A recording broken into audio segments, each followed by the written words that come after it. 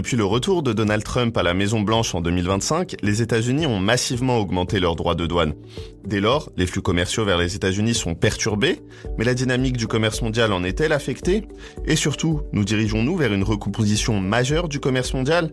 Bienvenue dans ce nouvel épisode d'En Écho dans le texte, le podcast des études économiques de BNP Paribas.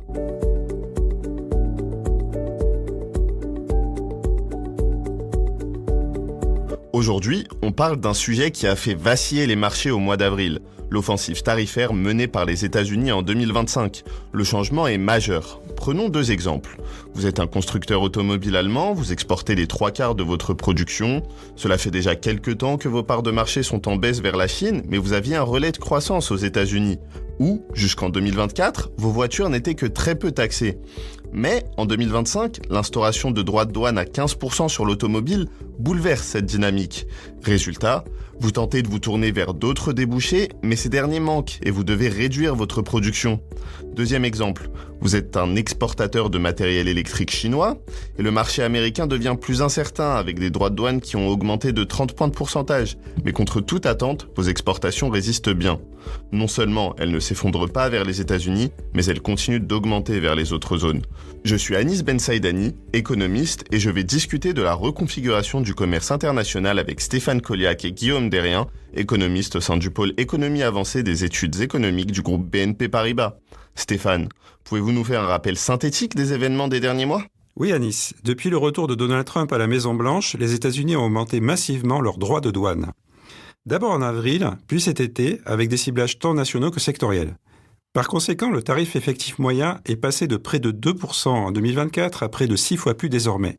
Les conséquences sont significatives du fait de l'importance des États-Unis, qui sont la destination finale de 15% des exportations mondiales de biens. Mais pourquoi les États-Unis ont-ils pris ces mesures et quels sont les secteurs les plus touchés ?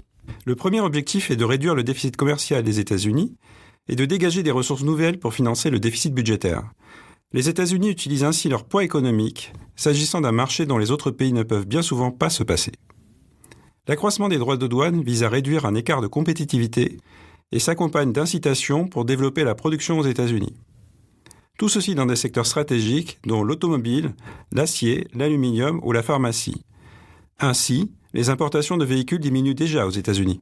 Quelles sont les conséquences immédiates de ces hausses massives de droits de douane sur le commerce international ? Comment les entreprises réagissent-elles, Guillaume ? Les conséquences sont multiples. La première, c'est la volatilité très forte que ces mesures ont générée sur les échanges mondiaux dans les semaines qui ont précédé et suivi l'annonce des tarifs réciproques le 2 avril. On a observé un bond des exportations au premier trimestre, suivi d'un repli au deuxième trimestre, avec par ailleurs des effets sectoriels très marqués. Parmi les secteurs les plus importants, on note un net repli dans l'automobile et, à l'inverse, une hausse significative dans le secteur pharmaceutique. Le choc tarifaire américain a aussi mis en évidence, et c'est sûrement la dynamique la plus marquante, la résilience des flux commerciaux mondiaux. Si les importations ont connu un repli au deuxième trimestre aux États-Unis, elles sont en hausse dans la plupart des autres régions du monde, que ce soit en Europe, où on observe une augmentation de 2,5% au deuxième trimestre, au sein de l'ASEAN ou encore en Amérique latine. Les flux commerciaux affectés par les nouveaux tarifs américains ne concernent que 9% du commerce mondial. Ce dernier a ainsi pu poursuivre sa marche en avant et sa croissance se fait toujours à un rythme, pour l'instant, assez comparable à 2024. On comprend bien en creux que cette recomposition rapide des échanges mondiaux ne s'est pas opérée de la même façon selon les pays et régions. Est-ce que ce constat est vrai ? Bonne question, Anis. Ce qu'on constate, en effet, c'est que la dynamique des exportations en provenance d'Asie est restée particulièrement soutenue cette année, et ce malgré des droits de douane américains relativement prohibitifs. La Chine est parvenue à rediriger de façon remarquable une partie de ses exportations des États-Unis vers l'Europe, où la structure de la demande est sensiblement similaire aux États-Unis, et vers ses partenaires asiatiques. A l'inverse, les pays européens fortement dépendants du marché américain, l'Allemagne, le Royaume-Uni, je mis à part le cas de l'Irlande, ne sont pas parvenus à générer de nouveaux débouchés suffisants pour compenser la baisse de la demande américaine. Mais ces évolutions s'expliquent également par des facteurs structurels, et notamment le boom des investissements dans l'intelligence artificielle, dont profitent à plein régime plusieurs pays asiatiques, notamment Taïwan et la Corée du Sud. À noter au passage que ces produits ne sont pas touchés pour l'heure par les tarifs américains. Certains secteurs résistent donc mieux que d'autres. Stéphane, peut-on distinguer des secteurs et pays qui tirent donc moins bien leur épingle du jeu, et ces problématiques pourraient-elles s'aggraver ? On peut mentionner tous les pays et les secteurs pour lesquels les États-Unis sont un débouché majeur et sans possibilité d'en trouver d'autres à court terme. Du côté des pays, le Canada, dont les exportations de biens ont d'ores et déjà diminué au premier semestre 2025, et à un moindre degré l'Allemagne, en sont de bons exemples. Du point de vue des secteurs, l'automobile, la métallurgie sont les plus pénalisés. D'autres pourraient malheureusement suivre. L'opportunité de tarifs sectoriels continue d'être étudiée aux États-Unis sur des produits stratégiques comme la pharmacie et les semi-conducteurs. Ensuite, la Cour suprême doit se prononcer sur la légalité des tarifs réciproques. Un jugement défavorable à l'administration américaine impliquerait l'annulation de ces tarifs, qui seraient très probablement remplacés par de nouveaux tarifs sectoriels.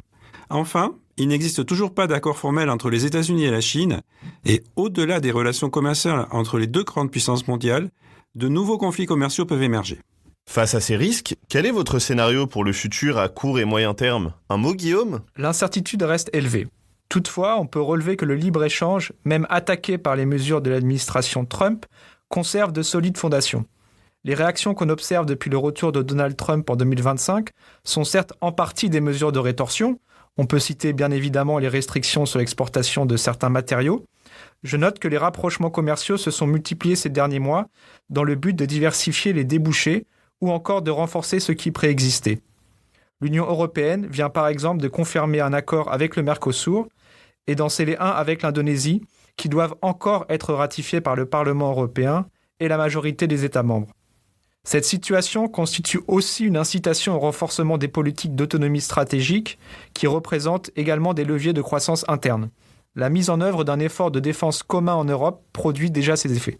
Un mot de conclusion peut-être, Stéphane, dans cette reconfiguration des liens commerciaux ? Oui, on peut tracer un continuum entre différentes mesures décidées ces dernières années dans les grands pays.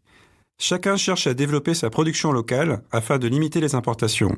C'était l'objet du plan China 2025. C'est également celui des droits de douane américains. L'heure est ainsi de façon croissante au développement du marché domestique. Davantage protégé mais davantage subventionné également. Et alors que son déficit commercial avec la Chine ne cesse de croître, l'Union européenne, et en particulier l'Allemagne, doit prendre davantage d'initiatives afin de se doter des instruments qui permettent de faire face à la concurrence globale telle qu'elle s'exerce aujourd'hui. Se protéger lorsque les prix pratiqués notamment par la Chine sont trop bas, développer le marché intérieur et une offre compétitive en réduisant les barrières internes, tout en restant ouvert sur le monde afin de bénéficier de nouveaux débouchés là où ils se trouvent. Pour résumer, disons que les tarifs américains ont bouleversé les flux commerciaux, mais que le monde s'adapte. La Chine et l'Asie émergente en profitent, tandis que le centre de gravité du commerce mondial risque de s'éloigner un peu plus des États-Unis. Une chose est sûre, le commerce mondial ne s'arrête pas de tourner, il se réinvente. Merci Stéphane et Guillaume pour cet échange passionnant. Merci également à nos auditeurs de nous avoir suivis. Nous allons continuer d'observer les évolutions du commerce international à l'heure Trump et nous vous invitons à consulter nos analyses sur le site des études économiques de BNP Paribas. Nous vous recommandons particulièrement notre nouveau numéro d'Éco-Perspective, une publication consacrée aux économies avancées où nous faisons la part belle aux reconfigurations du commerce mondial. Tous les liens sont en description. À très bientôt pour un nouveau numéro d'En Écho dans le texte.